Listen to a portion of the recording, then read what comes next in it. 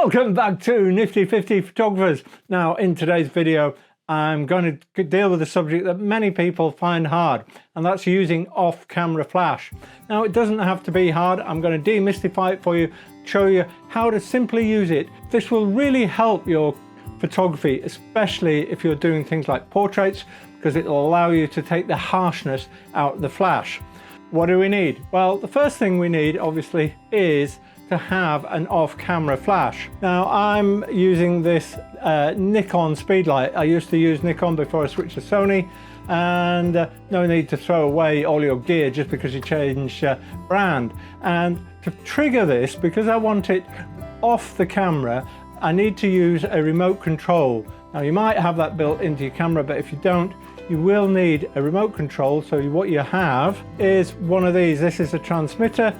This goes onto the hot shoe on your camera, so where you would normally put your flash, and then correspondingly you have a transmitter that fits on to the hot shoe of your speed light, and the two talk to one another, and that's what triggers the flash. Now I'm also going to use this baby. This is an umbrella, and that'll help to diffuse the flash and take some of the harshness away from it. You don't need that, but you can pick these up very cheaply off Amazon.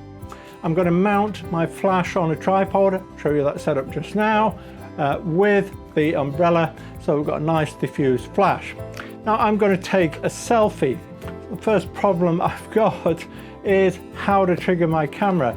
So I'm going to use my phone as a remote control.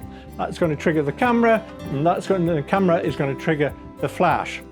So the first problem most people come up against is, what settings should I use on my camera? I'm going to choose a slightly narrower aperture than I might normally for a portrait, and the reason for that is I want to make sure that I'm in focus. So I'm going to go for f5.6. Now normally you might go for f2.8 or f3.5 or something like that for a portrait, but by getting f5.6 I've got a little bit of leeway for me to move and still remain in focus for the photo. And then I'm going to choose a shutter speed that will eliminate any camera shake or anything. Actually, I've got the camera mounted on a tripod, so I could go for anything I like. I'm going to choose 125th of a second. Works well with this lens I'm using, and I'm using a 55mm prime. I'm going to set my ISO to 100. Once I've done that, the next thing I need to do is figure out what settings I'm going to use on my flash. Now, as you can see here, I've mounted my flash with an umbrella in front of it, and all this is for really is just to help me diffuse a bit of the light. I have got a diffuser over my flash as well, and I just want to soften the light up because flashlight can be quite harsh. When we're using off-camera flash, we're trying to take that harshness away, get the flash a bit further away from the subject. I'm going to set the tripod with the flash on it slightly off center for the camera, so I just want to get a bit of shadow falling across my face as I do it, make the picture look a little bit more dramatic, give it a bit more atmosphere. Now, what settings do you use on your flash? Well, the way I like to work is this. I also set that to manual. I dial in the settings for the aperture I'm using, so I dial that in at f5.6 if you've got the option to do so. And I'm going to set the power to a half of its full power. The reason I'm choosing a half is I find it a good benchmark to work from. You could set it to anything you like, but if you set it to half, when you take your shot, if you find it's a bit too dark, you know you need to increase the power. If it's overexposed or too bright, then obviously you decrease the power, so you can just play with the settings. And that's how I work it. I literally play with the settings on my flash till I've got the exposure I want. And it usually only takes 2 or 3 shots to get it right.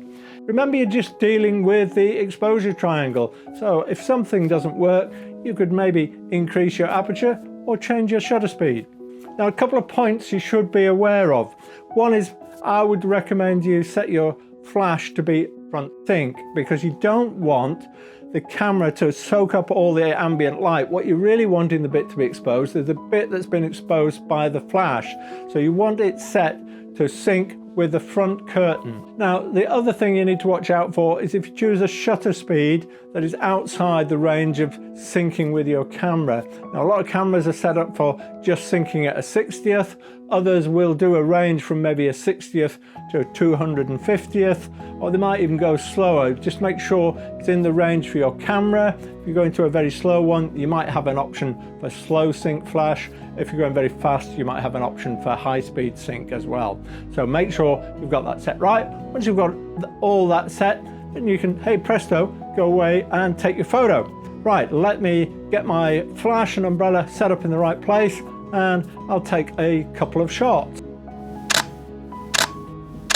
Now, basically, it looks as though I've got what I wanted from my first shot, so it's probably just down to my experience of doing this that I know the kind of power levels that I want with the flash I've got. If you don't get it right first time, change those power settings till you get something you want. Now, if you can never get it bright enough, one thing you need to watch out for is the distance between you as the subject and your flash.